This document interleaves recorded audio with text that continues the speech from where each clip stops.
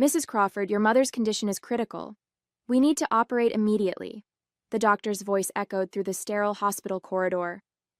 I gripped my phone tighter, trying to reach Douglas for the sixth time. When he finally answered, his irritation was palpable. What is it now, Virginia? I'm in an important meeting, he snapped, the familiar coldness in his voice making my stomach clench. Mom's being rushed into emergency surgery. I need you here, I pleaded, my voice cracking. The fluorescent lights buzzed overhead as I waited for his response. Sorry, can't make it. Big things happening. Just handle it yourself, he replied before hanging up. I'm Virginia Crawford, 47 years old, and that moment in St. Luke's Hospital in Birmingham was when I finally admitted to myself that my marriage was beyond saving. As I watched the nurses wheel my mother toward the ICU, memories of happier times flooded back. Summer afternoons in our family's Victorian estate, the scent of mother's roses wafting through open windows, father's warm laughter echoing through the ornate halls. That estate had been in our family for 4 generations. After father passed 3 years ago, mother and I inherited it together. The old house meant everything to us. Every creaking floorboard, every intricate molding told our family's story. Douglas used to understand that, or at least I thought he did. When we first married 15 years ago, he would spend weekends helping mother tend to her beloved garden. But somewhere along the way, my husband's heart turned as cold as marble. As I sat in the ICU waiting room, my phone buzzed with a text from Douglas. Secured my future.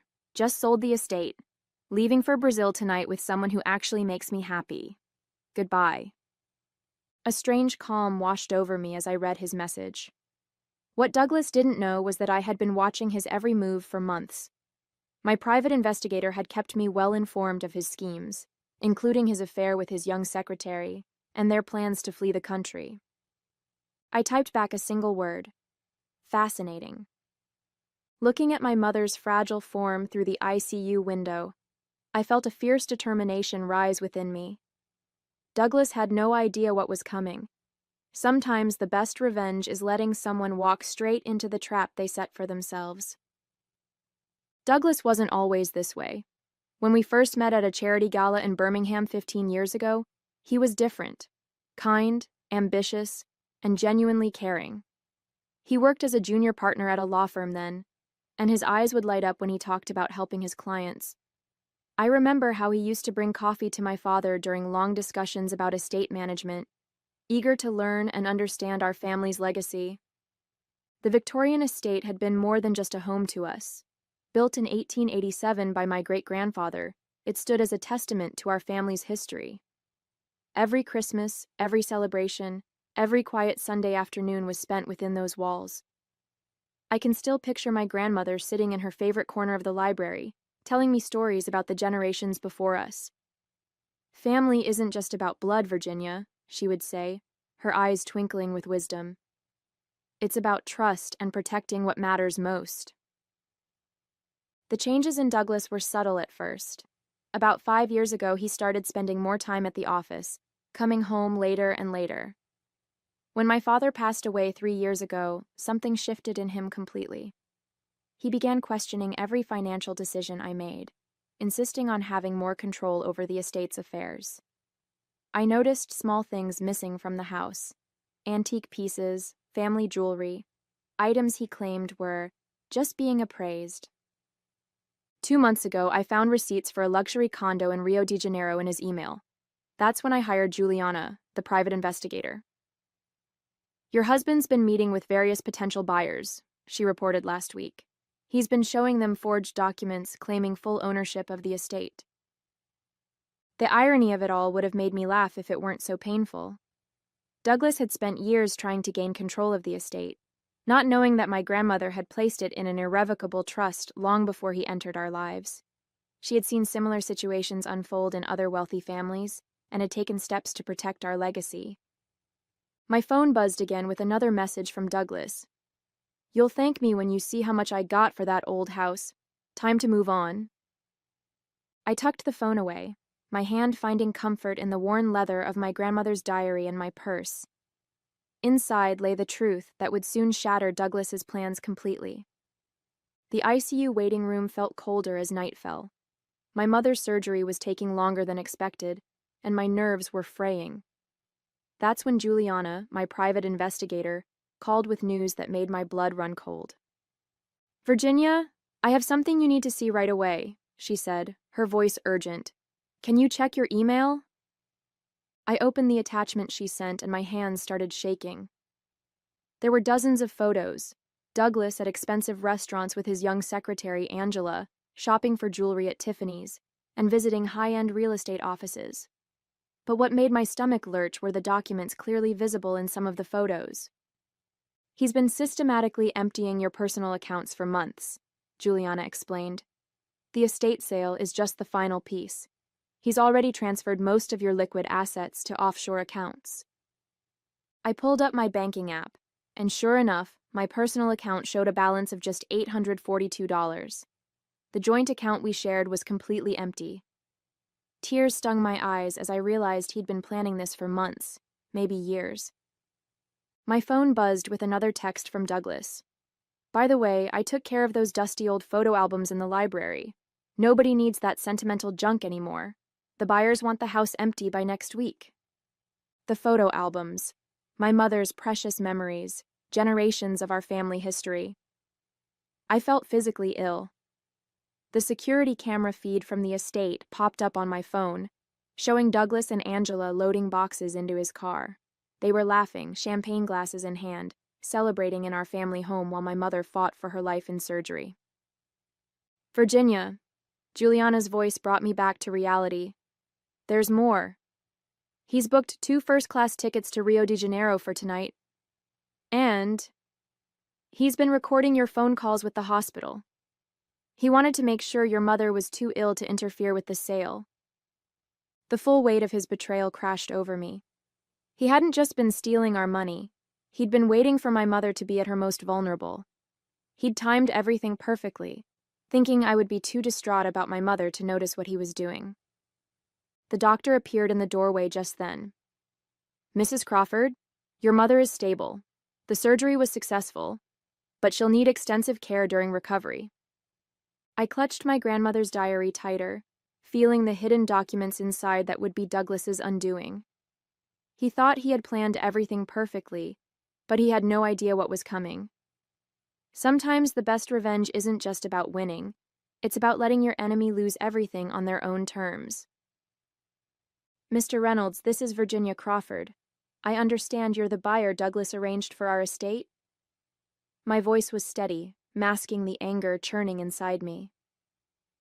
"Ah, yes, Mrs. Crawford. Your husband mentioned you'd be calling to finalize the details. I must say $3.2 million is a steal for such a beautiful property." He sounded pleased with himself. "And you've already transferred the funds?" I asked, watching my mother's peaceful, sleeping face. "Yes, just this morning. Your husband was quite insistent on immediate payment. Said something about an investment opportunity in Brazil that couldn't wait." I smiled grimly.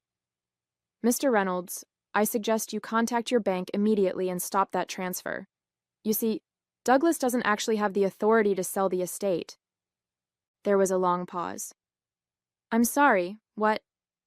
"The property is in an irrevocable trust. Any sale without proper documentation from the trust administrator is fraudulent." I heard him inhale sharply. "I believe that would make you an unwitting participant in real estate fraud." While Mr. Reynolds processed this information, my phone buzzed with another text from Douglas. "Just dropped off the final paperwork with the buyers. You should be grateful. I got us a great deal. Heading to the airport now with my real future." I turned my attention back to Mr. Reynolds, who was now sputtering about legal documentation. "Check your purchase agreement carefully," I advised. "I'm sure you'll find some irregularities. My husband can be creative with paperwork when it suits him." Just then, Juliana slipped into the hospital room, nodding to confirm that everything was in place. She handed me a folder containing copies of the trust documents and recent bank statements showing Douglas's systematic theft. "Mrs. Crawford," Mr. Reynolds's voice had taken on a panicked edge. "I've just reviewed the documentation. These signatures, they don't match the county records. No, they wouldn't, I replied calmly. I suggest you contact your lawyer immediately. The FBI is already involved, and they'll want to speak with you about your role in this transaction. As if on cue, my phone lit up with a call from Agent Sarah Martinez, who had been building a case against Douglas for the past month. We're in position at the airport, she reported. Your husband just checked in for his flight to Rio with a woman matching Angela's description. Perfect timing, I said, watching Juliana set up her laptop to monitor the security feeds. He has no idea the trust administrator is waiting at the gate. The next text from Douglas made me shake my head. Boarding soon. You'll never find us where we're going. Enjoy your empty life in that worthless old house. I didn't bother responding. Instead, I opened my grandmother's diary and pulled out the document that would seal Douglas's fate, the original trust agreement, with its crystal-clear provisions about property transfer and fraud prevention. Juliana looked up from her laptop with a satisfied smile. Airport security just flagged their passports. Want to watch the show? Juliana's laptop screen showed the airport security feed as Douglas and Angela approached the international terminal. They looked confident, almost smug, pulling their expensive matching luggage. I noticed Angela wearing my mother's sapphire necklace, a family heirloom passed down for generations.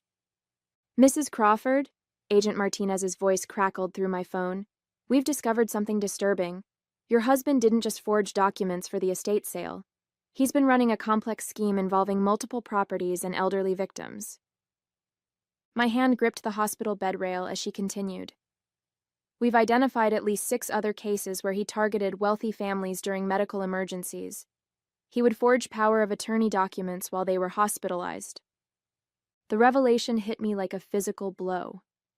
All those late nights at the office, the mysterious client meetings, he'd been perfecting his scheme for years. I thought of the other families, other homes, other lives he'd tried to destroy. There's more, Juliana interjected, her eyes fixed on her screen. I've traced the money trail. Angela isn't just his mistress. She's been his accomplice from the beginning. She works for a shell company that's been laundering money from these property scams. On the security feed, I watched as Douglas approached the gate. He was wearing the custom-made suit I'd given him for our anniversary last year, probably the last gift I'd ever give him. Angela clung to his arm, giggling at something he'd said. Then everything happened at once. 2 FBI agents in suits approached from one direction. The trust administrator, Mr. Harrison, emerged from the other side, flanked by airport security. Douglas's face transformed from confusion to shock to rage in seconds. You don't understand. His voice came clearly through Juliana's audio feed. My wife gave me permission to sell the property. I have documentation. Forged documentation, Mr. Harrison interrupted. The Crawford estate has been in an irrevocable trust for over 20 years. Even if your wife wanted to, she couldn't authorize its sale. I watched Douglas's face pale as he realized his mistake. But instead of surrendering, he shoved Angela toward the agents and bolted. He made it about 10 steps before security tackled him, sending my mother's antique bracelet, which I hadn't even realized was missing, skittering across the airport floor. Virginia, Juliana's voice was urgent. Douglas just tried to transfer another $500,000 from your mother's account. If I hadn't frozen it yesterday. My phone buzzed with one final text from Douglas. You think you're so clever? Check your mother's medical insurance. Oops. My blood ran cold. I immediately called the hospital billing department. Sure enough, Douglas had canceled my mother's insurance policy last week, claiming it was a cost-cutting measure. The surgery she'd just undergone would cost hundreds of thousands of dollars. He'd planned it all. Get my mother hospitalized without insurance, drain our accounts, sell the estate, and disappear with the money while I drowned in medical debt. What he hadn't counted on was that I'd already transferred my mother to my own insurance policy 3 months ago, when Juliana first discovered his plans. Sometimes the best trap is the one your enemy never sees coming. As I watched Douglas being handcuffed on Juliana's laptop screen, Agent Martinez rushed into my mother's hospital room. Her face was grave. Mrs. Crawford, We need to move quickly. Your husband's phone records show he contacted a demolition company yesterday. They're scheduled to start work on the estate tomorrow morning. Something about the buyer wanting to clear the land immediately. My heart stopped. The estate didn't just hold our family memories. It contained evidence of Douglas's other crimes. I'd discovered a hidden safe in his study last week, but hadn't been able to crack it yet. He's trying to destroy the evidence, Juliana said, already dialing her phone. And I bet that safe in his study contains documents from his other victims. There's another problem, Agent Martinez added. Angela's disappeared. She slipped away during the confusion of Douglas's arrest, and she has access to all your banking information. I pulled out my grandmother's diary and removed a small key hidden in its spine. My grandmother didn't just set up the trust, I explained. She installed a state-of-the-art security system throughout the estate. Every room is monitored, every document protected. Angela won't be able to access anything without triggering silent alarms. Right then, Juliana's laptop pinged with an alert. The estate's security cameras showed Angela climbing through a window into Douglas's study. She was heading straight for the safe. Should we send officers? Agent Martinez asked, already reaching for her radio. Wait, I said, watching Angela input the safe's combination. My grandmother also installed a failsafe. Any unauthorized access to the safe? On screen, Angela swung open the safe door triumphantly. Immediately, both the safe and study door locked automatically, trapping her inside. A fine mist sprayed from hidden vents, harmless but containing an invisible UV dye that would mark anyone in the room for weeks. The police can take their time, I smiled. She's not going anywhere. And now she's marked with evidence of attempted theft. My phone rang. It was Mr. Reynolds, the would-be buyer. Mrs. Crawford, I've just learned that Douglas planned to bulldoze the estate and build luxury condos.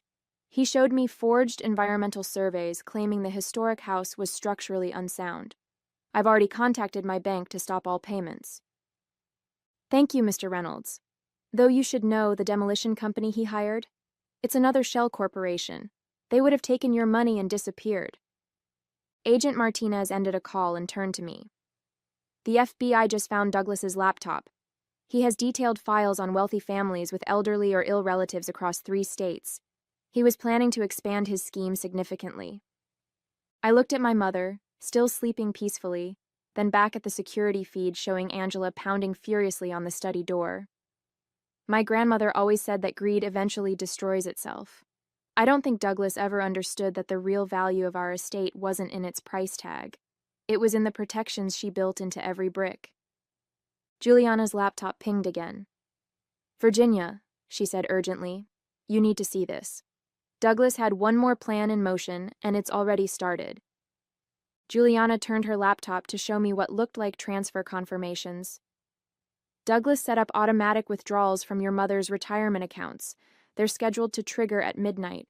He's trying to empty everything before the banks freeze his assets. I smiled, remembering the day 3 months ago when I'd visited my grandmother's old friend at the trust company. Let him try, I said, pulling up my own phone's banking app. I've already moved everything into new accounts protected by the trust. He's about to transfer money from empty accounts and implicate himself in even more fraud attempts. On the security feed, we watched as police officers entered the study where Angela was trapped. She was still frantically trying to destroy documents from the safe, but her hands were now glowing bright purple under the UV lights. Mrs. Crawford, Agent Martinez said, reviewing the documents we'd found, this evidence isn't just about your estate. Douglas's files detail a scheme targeting dozens of families. We're looking at multiple counts of fraud, theft, and conspiracy. My mother stirred in her hospital bed, her eyes fluttering open. I squeezed her hand gently. Everything's okay, Mom. The estate is safe. Grandmother's plan worked perfectly. Of course it did, she whispered with a faint smile. Your grandmother always said the best trap is the one they walk into themselves. Agent Martinez's phone buzzed.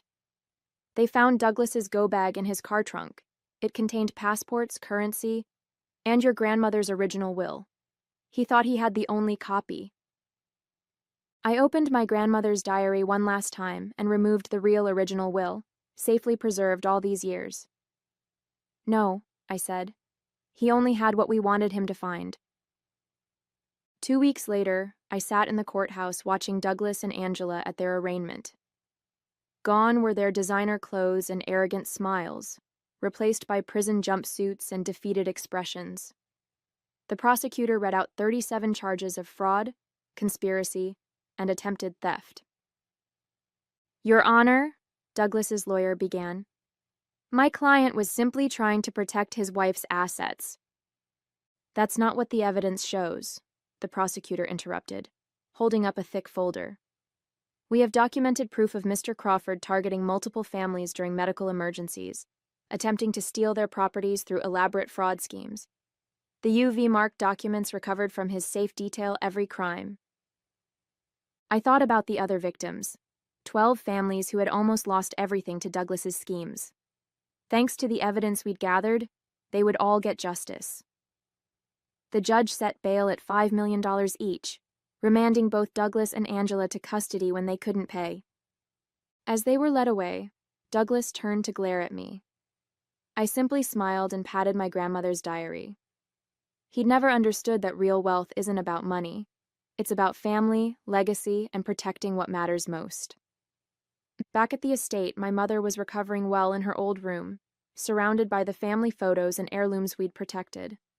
The garden she loved was blooming again, and the house felt more alive than ever. I sat in my grandmother's favorite chair in the library, feeling her wisdom surround me. Sometimes the greatest victory isn't in the fight, it's in preserving what truly matters while letting greed destroy itself.